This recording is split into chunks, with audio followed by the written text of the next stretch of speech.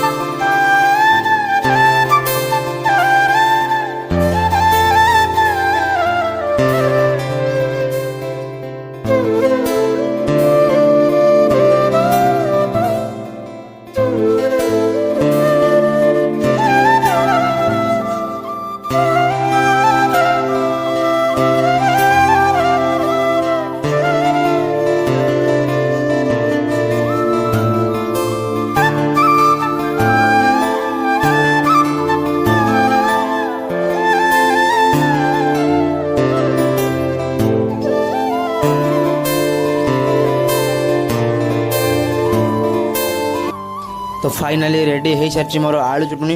तो एपटे अच्छी पूरी। तो चलो आगे खाई नवा तापर जे कथा। टाइम आसिक नहीं 6:30 है।